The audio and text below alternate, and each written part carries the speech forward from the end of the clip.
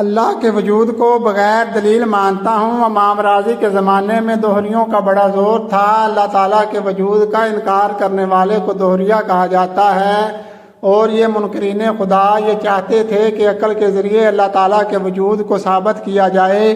امام راضی کے پاس اللہ تعالیٰ کے وجود کو عقل سے ثابت کرنے کے 100 دلائل موجود تھے۔ جب کسی دوہریے سے مناظرہ فرماتے تو بس 10-15 دلائل کے ذریعے ہی اس کو شکست دے دیا کرتے تھے۔ امام راضی کے انتقال کا وقت قریب آیا۔ انتقال کے وقت شیطان آپ کے سرہانے آ کر بیٹھ گیا۔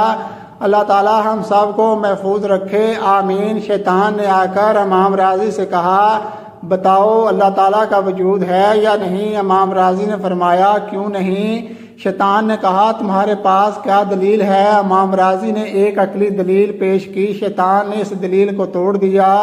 امام راضی نے دوسری دلیل دی، شیطان نے اس کو بھی توڑ دیا۔ امام راضی نے تیسری دلیل دی، شیطان نے اس کو بھی توڑ دیا۔ اسی طرح 10 دلیلیں دیں، شیطان نے ان سب کو توڑ دیا۔ اب امام راضی دلائل پہ دلائل دیتے چلے جا رہے تھے اور شیطان ان کو توڑتا جا رہا تھا۔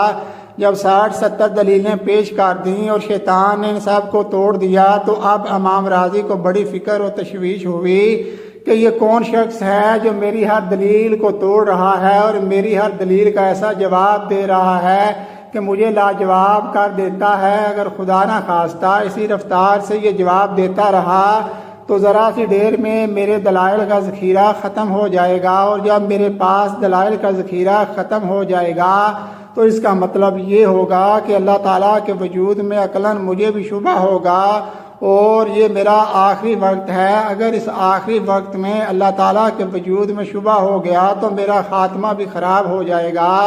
چنانچہ امام راضی یہ سوچ کر اور پریشان ہو گئے، یہاں تک کہ آپ نے 99 دلیلیں دیں اور شیطان نے وہ 99 دلیلیں توڑ ڈالیں۔ اب امام راضی پسینہ پسینہ ہو گئے اور گھبرا گئے کہ یہ کیا ماجرا ہے۔ کچھ عرصہ تک ایک بزرگ سے تعلق رہا تھا، اس لیے وہ تعلق کام آیا، اور اس وقت اللہ تعالیٰ نے ان بزرگ پر امام راضی کی اس گھبراہٹ اور پریشانی کی کیفیت کو منکشف فرمایا۔ اس وقت وہ بزرگ شیخ وضو فرما رہے تھے، ان کے ہاتھ میں ایک لوٹا تھا۔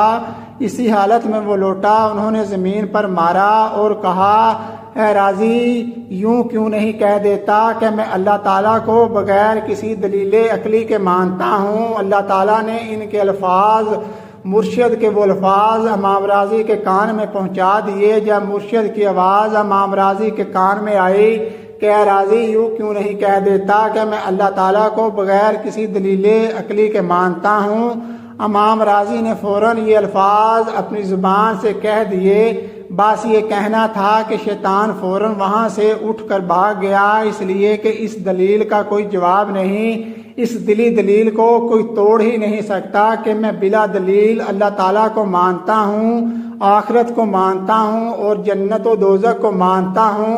بس یہ الفاظ کہے اور اس کے بعد آپ کا انتقال ہو گیا، اور نیک تعلق کی برکت سے اللہ تعالیٰ کا فضل ہوا اور آپ کا خاتمہ ایمان پر ہوا۔